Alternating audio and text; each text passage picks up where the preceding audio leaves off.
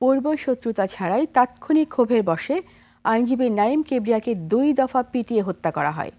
এমন তথ্য উঠে এসেছে বসুন্ধরা আইনজীবী হত্যাকাণ্ডে গ্রেপ্তার জুবায়ের হোসেন পাপ্পুর জবানবন্দিতে। এই ঘটনায় জড়িত সন্দেহে আরও 7 থেকে 8 জনকে শনাক্ত করা হয়েছে। সহকর্মীদের সহায়তায় আব্দুল কাদের নাহিদের রিপোর্ট। নায়াসিনামাইড ও স্যালিসাইলিক সমৃদ্ধ লিলি ফেস ওয়াশ যা ফেসের ডেড স্কিন সেল দূর করে দেয় দ্বিগুণ ফাস্টার ব্রাইটেনিং। 31 ডিসেম্বর রাত 9:59। রাজধানীর বসুন্ধরা আবাসিক এলাকায় মারধরের শিকার হন আইনজীবী নাঈম কিবরিয়া। সিসিটিভির ফুটেজে দেখা যায় কিবরিয়ার গাড়ি মোটর বাইকে ধাক্কা দিলে তাকে গাড়ি থেকে নামিয়ে পেটানো শুরু করেন পাপ্পু। যোগ দেন আরও কয়েকজন। এরপর বাইকে তুলে নিয়ে গিয়ে দ্বিতীয় দফায় কিবরিয়াকে পেটানো হয়।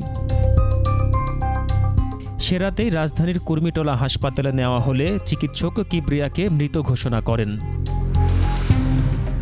রোববার রাজধানীর বারিধারা থেকে প্রধান অভিযুক্ত জুবায়ের হোসেন পাপ্পুকে গ্রেফতার করে র্যাব। রাজধানীর ভাটারা থানায় দায়ের হওয়া মামলায় সোমবার আদালতে নেওয়া হয় পাপ্পুকে। পরে চিফ মেট্রোপলিটন ম্যাজিস্ট্রেটের আদালতে 164 ধারায় জবানবন্দি দেন তিনি।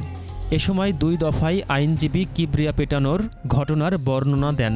জানান কিবরিয়ার সঙ্গে কোনো পূর্ব পরিচয় ছিল না।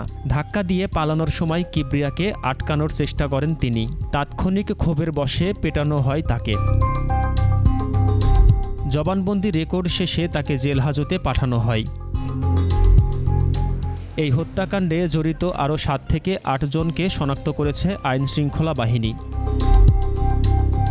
আব্দুল কাদের নাহিদ, 21 টেলিভিশন, ঢাকা।